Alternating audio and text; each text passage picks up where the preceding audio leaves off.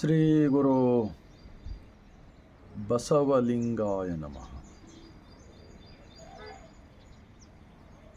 ಜಗಜ್ಯೋತಿ ಮಹಾತ್ಮ ಬಸವಣ್ಣನವರನ್ನು, ವಿಶ್ವಜ್ಯೋತಿ ಅಕ್ಕ ಮಹಾದೇವಿರವರನ್ನು, ಸಕಲ ಶಿವ ಶರಣರನ್ನು ಎನ್ನ ಹೃದಯ ಮಂದಿರದಲ್ಲಿ ನೆನೆಯುತ್ತಾ,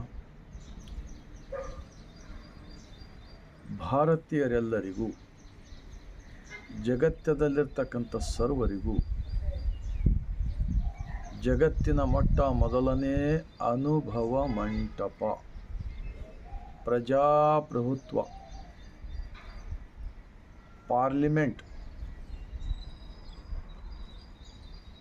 ಸ್ಥಾಪನೆಯಾದ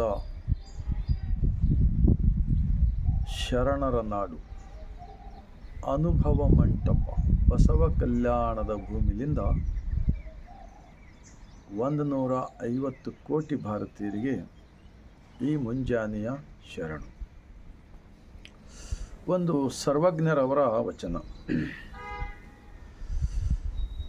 ಬಸವ ಗುರುವಿನ ಹೆಸರು ಬಲ್ಲವರು ಯಾರಿಲ್ಲ ಈ ಜಗದೊಳಗೆ. ಹುಸಿ ಮಾತನಾಡಿ ಕೆಡದಿರಿ ಈ ಲಿಂಗಾಯತಕ್ಕೆ. ಬಸವಣ್ಣನೇ ಕರ್ತ ಸರ್ವಜ್ಞ, ಬಸವಣ್ಣನೇ ಕರ್ತ ಸರ್ವಜ್ಞ. ಸರ್ವಜ್ಞರವರು ಅನುಭವ ಮಂಟಪದ ಶರಣರ ಸ್ಥಾಪಿಸಿದ ಅವತ್ತ 12ನೇ ಶತಮಾನದಲ್ಲಿ, ಅಂದರೆ 893 ವರ್ಷಗಳ ಹಿಂದೆ, ಈ ಲಿಂಗ ಆಯತ ಧರ್ಮಕ್ಕೆ ಬಸವಣ್ಣನವರೇ ಗುರು ಎಂದು ಇದು ಒಂದೇ ವಚನ ಅಲ್ಲ, ಬೇಕಾದಷ್ಟು ವಚನಗಳು ಹೇಳಿದ್ದಾರೆ. ಆ ಕಾರಣಕ್ಕಾಗಿ ಈ ಲಿಂಗ ಆಯತ ವಿಚಾರಗಳೇನಿವೆಯಲ್ಲ, ಇವತ್ತು ಜಗತ್ತಿನ ಮಾನವ ಲೋಕಕ್ಕೆ ಬೇಕಾಗಿದೆ. ಇದನ್ನು ಉಳಿಸಿ ಬೆಳೆಸಿದರೆ ಮಾತ್ರ ಎಲ್ಲರಿಗೂ ಕಲ್ಯಾಣವಾಗಲಿದೆ ಎಂದು ಹೇಳುವುದರ ಮೂಲಕ ಒಂದು ಅಲ್ಲಮ ಪ್ರಭುರವರ ಇನ್ನೊಂದು ವಚನ. ಎನಗೊಂದು ಲಿಂಗ ನಿಮಗೊಂದು ಲಿಂಗ, ಮನೆಗೊಂದು ಲಿಂಗವಾಯ್ತು ನೋಡಯ್ಯ. ಹೋಯ್ತಲ್ಲ ಇವರ ಭಕ್ತಿ ಜಲವ ಕೂಡಿ, ಈ ಮನ ಮುಟ್ಟದ ಲಿಂಗ ಉಳಿ ಮುಟ್ಟಬಲ್ಲುದೇ ಗುಹೇಶ್ವರ. ಅಲ್ಲಮ ಪ್ರಭುರವರ ವಚನದ ನಾಮ ಅಂಕಿತ ಗುಹೇಶ್ವರ ಅಂತ ಹೇಳಿದ್ದರು. ಅಂತರಂಗದ ದೇವನ ಸಾಕ್ಷಿಯಾಗಿರುತ್ತದೆ ಈ ನಾಮ अंकित.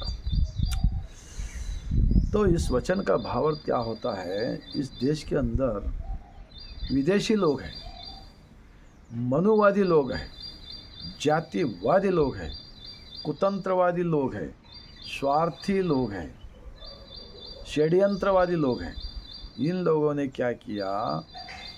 जात पात, ऊंच नीच, भेदभाव, भगवानों के नाम पे ऊपर, ज्योतिष्य शास्त्र पुराण पंचांगों के नाम के ऊपर बहुत कुछ बर्बाद करके रख दिए. इस बर्बादी को देखते हुए बसवण्णा जी अनुभव मंटप स्थापन किया उन्होंने. अनुभव मंटप तो सच्चाई क्या है, झूठ क्या है, इसका चर्चा होता था वहाँ पर डेली. सब लोग उत्पादक लोग थे, मेहनत करने वाले लोग. शरणों ने 1,96,000 उस ज़माने में कोई मोबाइल नहीं, कोई रोड अच्छा नहीं, कोई बस नहीं, ट्रेन नहीं, कोई विमान नहीं, हेली कुछ नहीं. बहुत दूर दूर से, कश्मीर से लेके कन्याकुमारी तक सब तरफ से बसवा कल्याण को आए थे लोग. वो इतिहास वचनों के अंदर मिलता है. तो अल्लम प्रभु जी का इस वचन का भावार्थ क्या होता है? मेरा भगवान अलग, तुम्हारा भगवान अलग, तुम्हारा घर का भगवान अलग, मेरा घर का भगवान अलग. ये जो झूठा प्रचार की वजह से देश के अंदर बहुत बुरा हाल हो गया.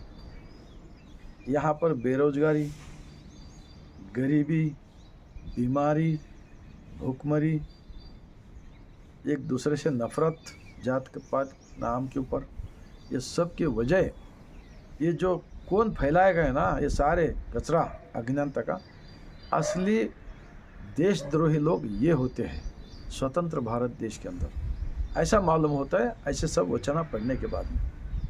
तो अब भारत के लोग समझना चाहिए, देशभक्ति, राष्ट्रभक्ति, देश प्रेम, राष्ट्र प्रेम का बात करते हैं ना, तो खाली बात करते हैं लेकिन आचरण में जीरो है, कुछ नहीं, सिर्फ नफरत फैलाने का ये चल रहा है। ये सारे इनकी पाखंडवाद, अंधविश्वास, मूढ़ रूढ़ी, जातिवाद, भेदभाव, ये सारे कचरा निकाल के फेंकने के वास्ते वचनों का किताब पढ़िए, बसव समिति बेंगलुरु का। यही किताब दिल्ली के अंदर रिलीज हो गए, कर्नाटक के अंदर गवर्नर, पहले के उपराष्ट्रपति, ये जो आज के जो प्रधानमंत्री जी है ना नरेंद्र मोदी जी, उनका हाथ से भी उद्घाटन हो गए 23 भाषा में दिल्ली के अंदर। लेकिन पढ़ना चाहिए। अब जो भी राजकारणी हो, एमएलए हो, एमपी हो, मंत्री हो, प्रधानमंत्री हो, राष्ट्रपति हो, कोई अधिकारी हो, कोई सार्वजनिक समाज सेवक हो, सब लोग वचन पढ़ना चाहिए बोलकर मैं विनती करता हूँ। उनको एक नया विचार दिमाग में आएगा, एक अज्ञानता का वही विचार जा सकता है बोलकर मैं इतना बोलते हुए आप सबको मन को लगा, दिल को लगा, तो 150 करोड़ भारतवासियों को ऐसा विचार पहुंचाने का काम अगर जो लोग करेगा ना, असली देशभक्त वो होते हैं। और बसवಣ್ಣನವರ तत्वದಿಂದ ಬದುಕಿತ್ತು ಈ ಲೋಕವೆಲ್ಲ बोल के बहुत सारे लोग बोले हैं। सच्चाई को कोई नहीं मिटा सकते, सूरज को कोई रोक नहीं सकते। बसवण्णा जी का विचार को कितना भी कोशिश कर रहे हैं, लेकिन वचन वचन रहेगा और डुप्लीकेट नोट डुप्लीकेट रहेगा। वो डुप्लीकेट करने का बंद करना चाहिए बोलकर मैं बसव कल्याण की जमीन से विनंती करते हुए ಮತ್ತೊಮ್ಮೆ ಸರ್ವರಿಗೂ ಬಾಗಿದ ತಲೆ ಮುಗಿದ ಕೈಲಿಂದ ಶರಣು।